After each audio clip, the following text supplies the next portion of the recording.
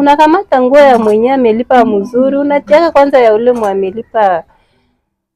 mwamelipa mweshero, unaitia kwanza pembeni. Ile kwanza ni ya kwanza kusie wa kutiriere ile make mie ukanipatia nguo unanilipa mzuri, ndakushonea na inayala leo pale pale. Sasa kisi mwameniletea hii iko hapa, yeye amenilipa makuta zenye zinastahili, ona nguo yake natafuta yala.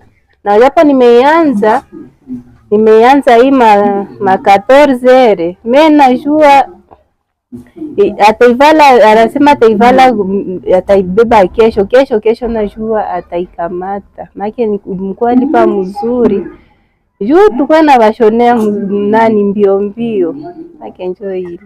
Merci. Ngizi mnasikia mama Adeline yeye iko wale wanasema nani tena unisaidie, haiko wale wa taere, lakini yeye ni kutiriere.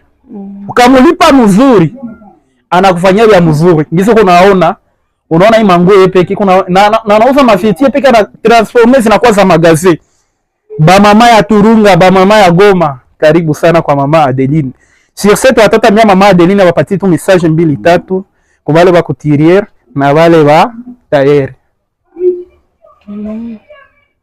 Nye message ntezi bambia bakutiriere ni ukuwa na nani confiance, tusipoteze. Maana uko na ifo mtu mwalikuletea nguo ajue ke pale habadanganya nake pale, make unaleta nguo na banaishona.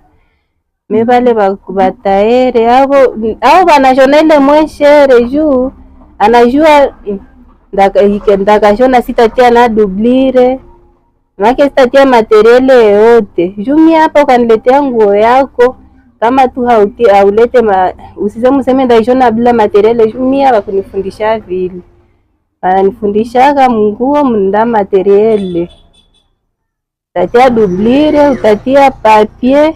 Wengine bataere hapo baleo abatake tena nguo papier, make ni kushona tu kingo kiale kurupiga make kingo tu kiale tu. Jua ulimpatia mweshere, tatatia materiele gani na ulimulipa mweshere. Me vema ifo kulipa mzuri jua kutilie